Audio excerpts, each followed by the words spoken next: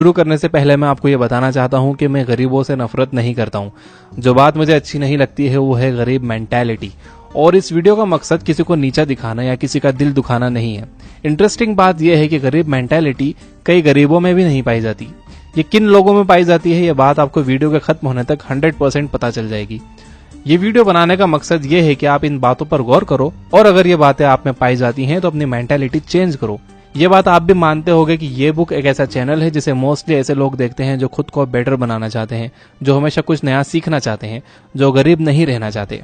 तो इस वीडियो की बातें अगर आपको अच्छी लगे तो आप इसे प्लीज लाइक कर देना और अगर आपको अच्छी ना लगे तो आपको पता है क्या करना है। और इस वीडियो में मैं जो भी बातें आपको बताने वाला हूँ वो 2 बुक्स से हैं। फर्स्ट है 7 habits of highly effective people और सेकंड है the secrets of millennium mind.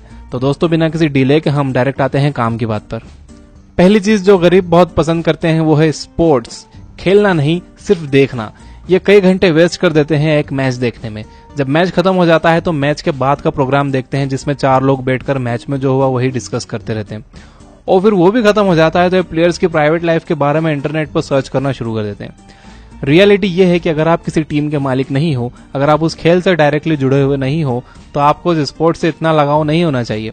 जितने भी अमीर लोग हैं वो कभी भी टीवी के सामने बैठकर स्पोर्ट्स देखते हुए अपना टाइम वेस्ट नहीं करते। अगर उन्होंने कोई टीम खरीदी हुई है तो वो आपको ग्राउंड पर ही दिख जाएंगे। खेलना बहुत अच्छी बात है, आप खेलो, मैं भी खेलता हूँ। फिजिकल फिटनेस के लिए खेलना बहुत अच्छा है, बट देखते हुए टाइम वेस्ट करना बहुत बुरा है। जिन टीम्स के लिए गरीब लोग झगड़ा करते हैं, जिन प्लेयर्स के लिए वो अपने दोस्तों, अपने पड़ोसी और अपने ही देश के लोगों से झगड़ा करते हैं, वो प्लेयर्स करोड़ों रुपए कमा कर ले जाते हैं और आपको 1 रुपया भी नहीं मिलता, क्योंकि ये उनका बिजनेस है।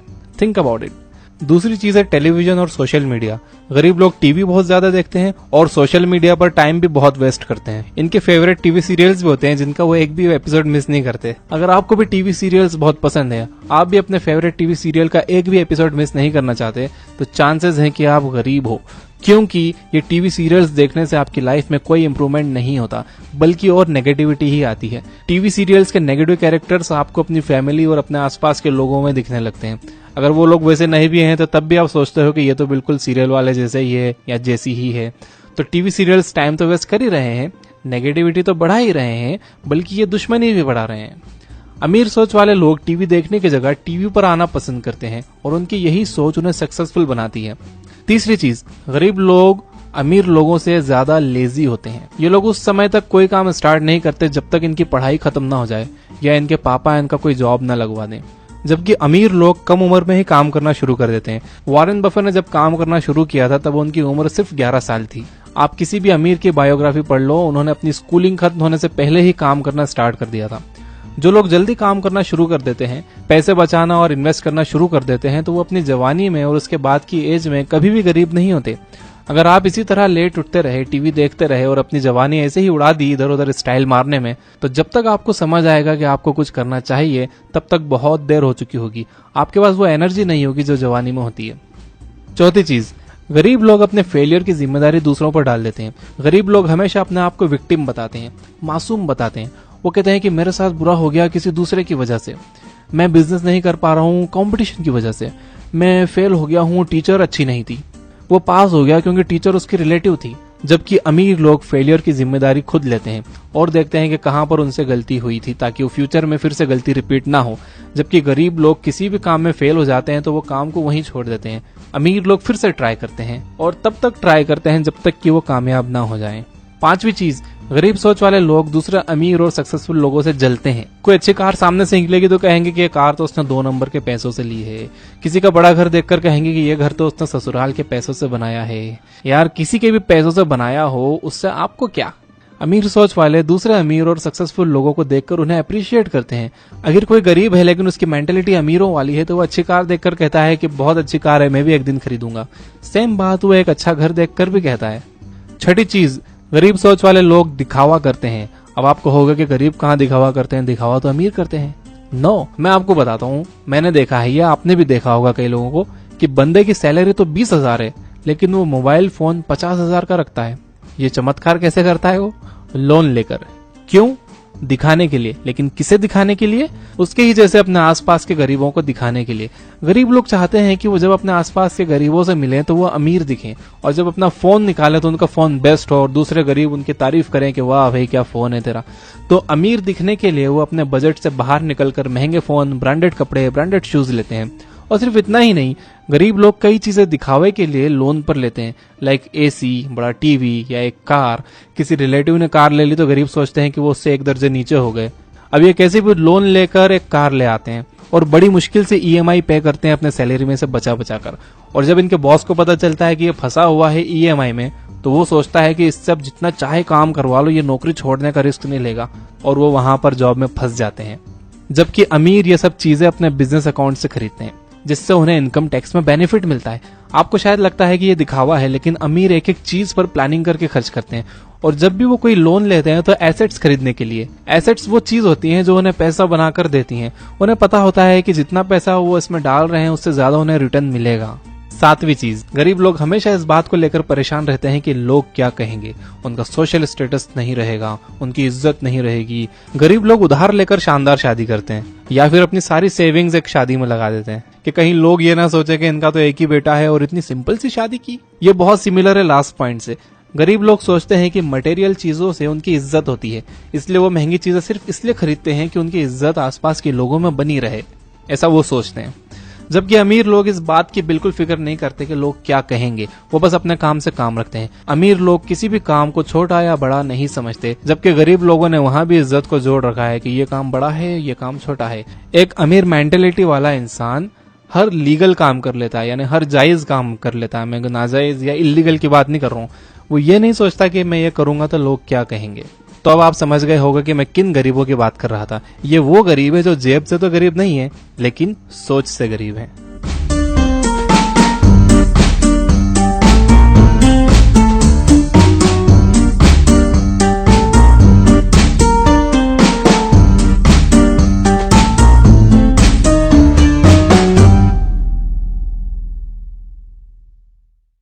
ट्रेडिशनल मार्केट में और नेटवर्क मार्केटिंग में जमीन आसमान का फर्क होता है। ट्रेडिशनल मार्केट क्या होता है, सबसे पहले हम इसके बारे में ही बात करते हैं। ट्रेडिशनल मार्केट का मतलब हम यहां पर नौकरी और नौकरी करने वाले लोगों की बात कर रहे हैं, उनके वर्क पैटर्न की बात कर रहे हैं। यानी कि ट्रेडिशनल मार्केट की जब हम यहां बात कर रहे हैं तो हम नौकरी करने वाले व्यक्ति के वर्क और उस वर्क के बदले में उसे मिलने वाली इनकम, इन दो चीजों को यहां पर हम एनालाइज कर रहे हैं।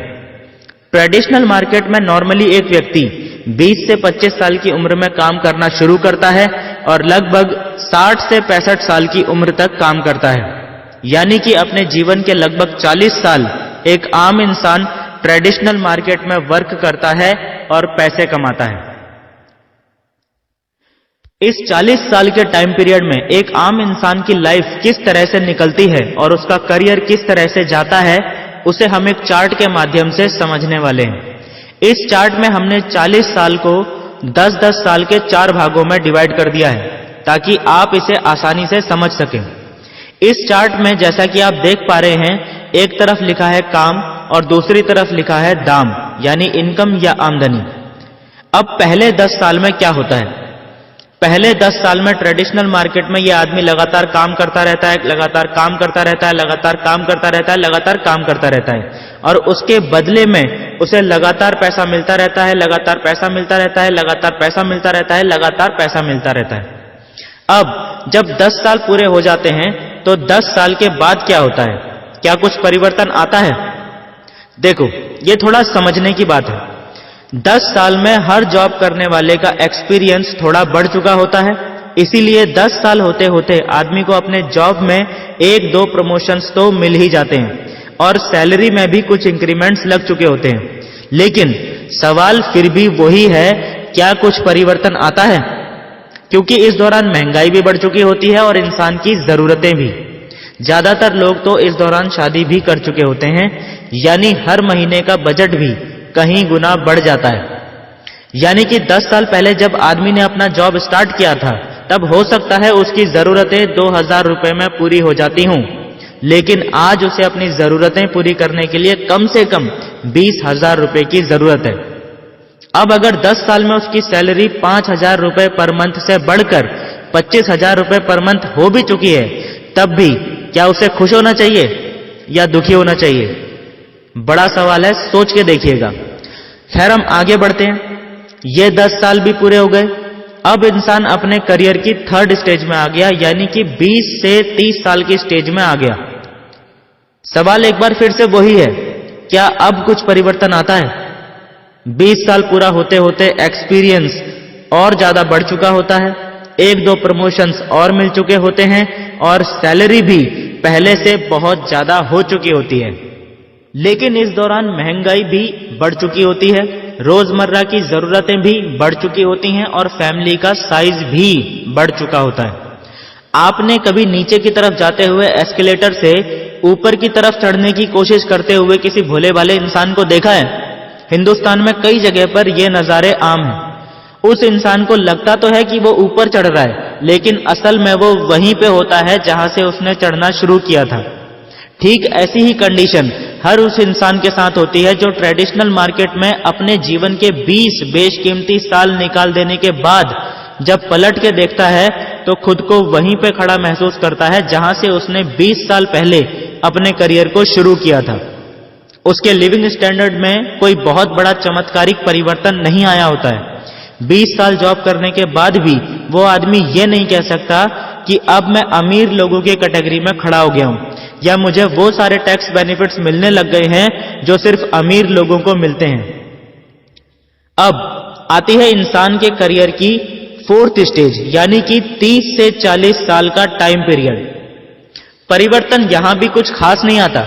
इस स्टेज तक आते आते ज्यादातर लोग शारीरिक रूप से और मानसिक रूप से थक चुके होते हैं, कार्य क्षमता घट चुकी होती है।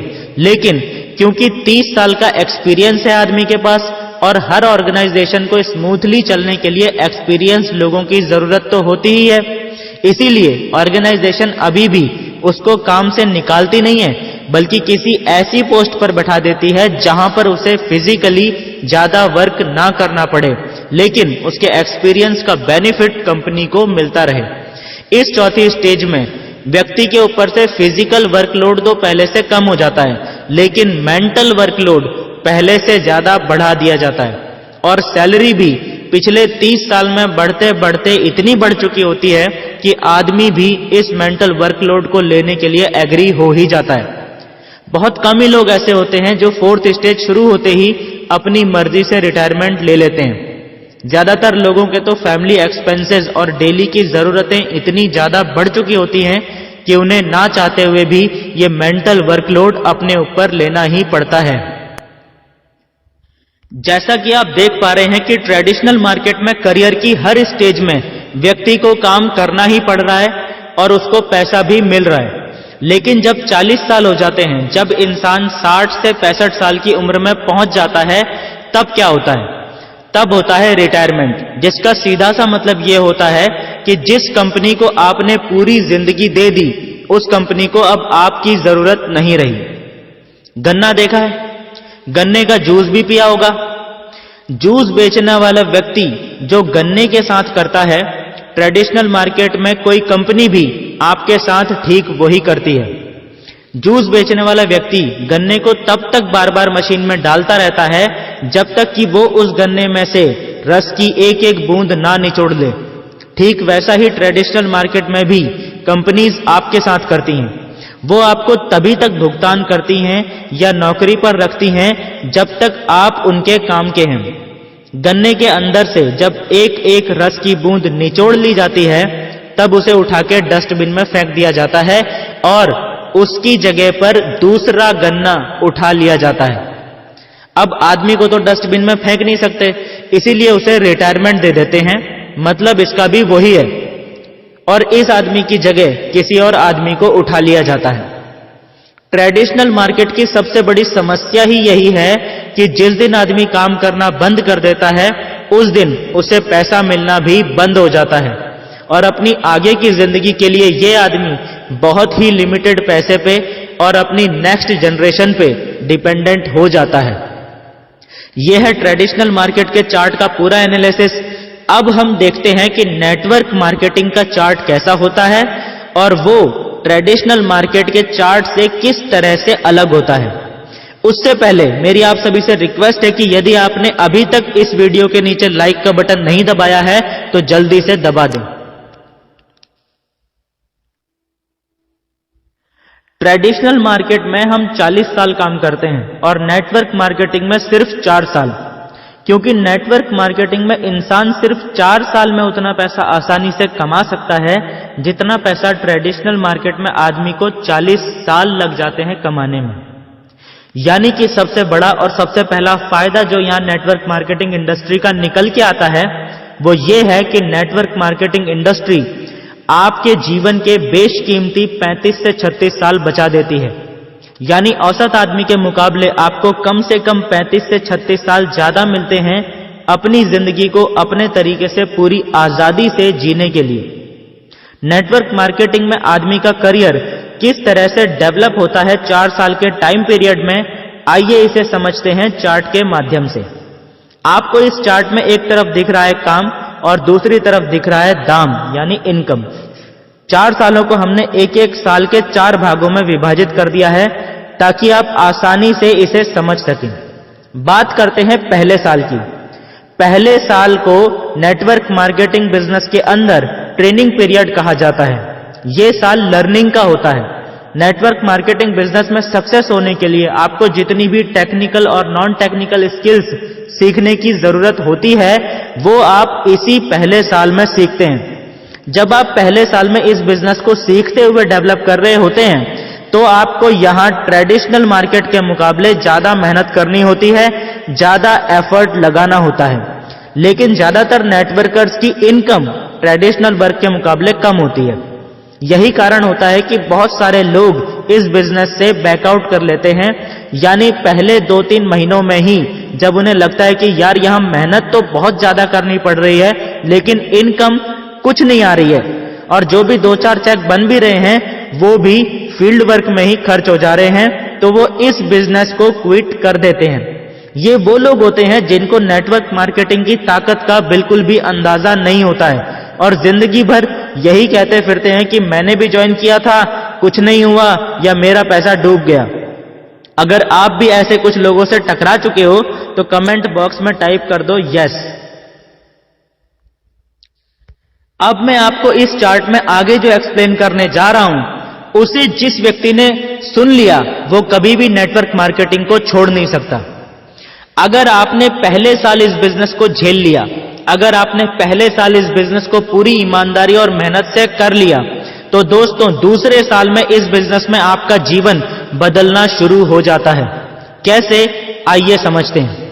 पहले साल में जब आपने बिजनेस शुरू किया था तब आप अकेले थे, लेकिन पहला साल खत्म होने के बाद अब आप अकेले नहीं रह जाते हैं, आपके साथ एक टीम बन जाती है। ये टीम कितनी भी हो सकती है, 50, 100 या 500, यह आपके पर्सनल एफर्ट और सीखने की स्पीड पर डिपेंड करता है।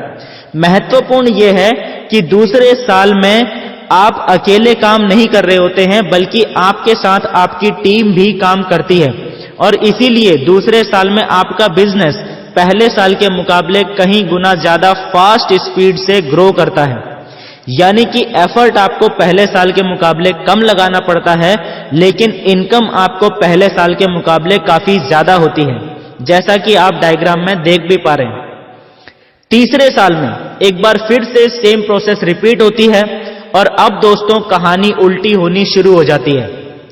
आपके पर्सनल एफर्ट्स पहले और दूसरे साल के मुकाबले और ज्यादा कम हो जाते हैं और आपकी इनकम एक बार फिर से कहीं गुना ज्यादा बढ़ जाती है। आपको ऐसा महसूस होना शुरू हो जाता है कि आपको मेहनत बहुत ज्यादा नहीं करनी पड़ रही है लेकिन उसके बदले में इनकम आपको बहुत शानदार मिलने लगी है।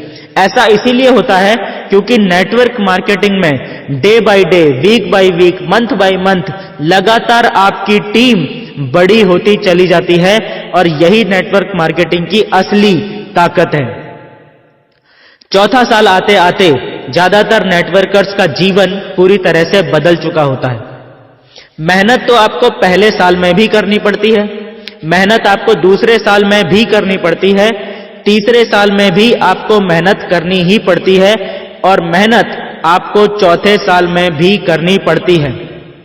मेहनत तो 40 साल तक आदमी को ट्रेडिशनल मार्केट में भी करनी पड़ती है, लेकिन नेटवर्क मार्केटिंग में जब आप 3 साल पूरे कर लेते हैं और चौथे साल में प्रवेश कर जाते हैं, तो माय डियर फ्रेंड्स, यहां तक आते आते आपके हर एक चेक का साइज इतना बड़ा हो चुका होता है कि जिसे देखकर ज्यादातर लोगों की आंखें फटी की फटी रह जाती हैं।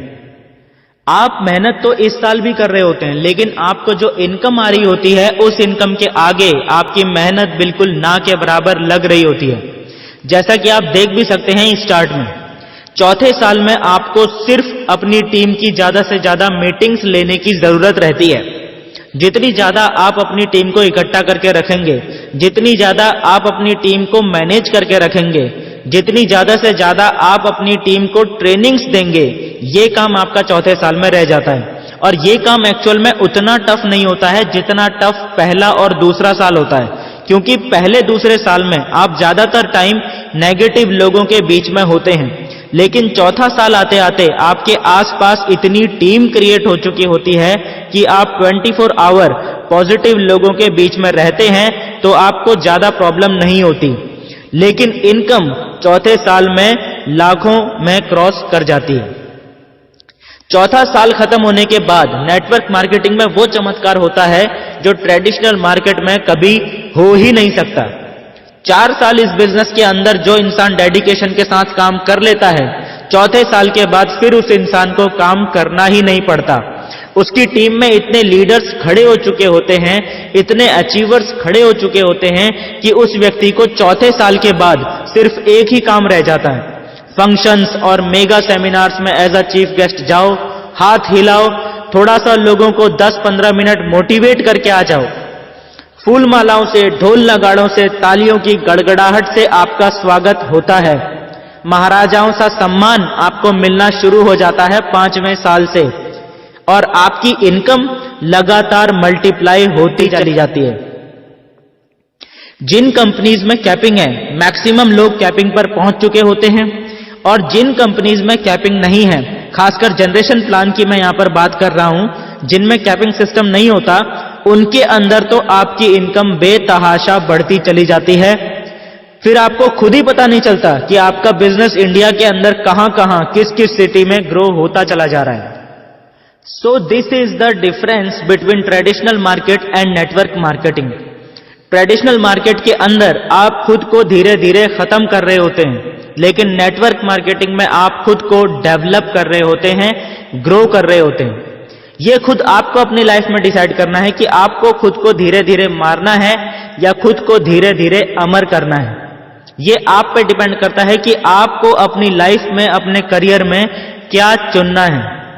अभी कुछ लोग हो सकते हैं जिनके पास ये वीडियो पहुंचे और वो लोग सोचें कि यार नेटवर्क मार्केटिंग के बारे में तो थोड़ा बहुत सुना तो है, लेकिन आज तक कभी नेटवर्क मार्केटिंग बिजनेस ज्वाइन नहीं करी है।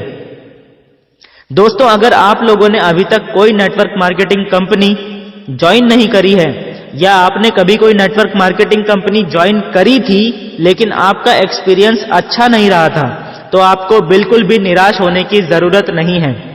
आपको सिर्फ इतना करने की जरूरत है कि ये वीडियो जिस व्यक्ति के माध्यम से आप तक पहुंची है, उसके साथ बैठिए। उस व्यक्ति ने ये वीडियो आपसे इसीलिए शेयर की है ताकि आपको नेटवर्क मार्केटिंग की असली ताकत का अंदाजा लग सके। और अगर आपको नेटवर्क मार्केटिंग की असली ताकत का अंदाजा लग गया है, तो उस व्यक्ति से संपर्क कीजिए। वो आपको बताएंगे कि नेटवर्क मार्केटिंग के अंदर आप किस तरीके से वो सारी चीजें हासिल कर सकते हैं सिर्फ 4 साल में, जिनके बारे में मैंने इस वीडियो में चर्चा की है। Thank you and wish you all the best.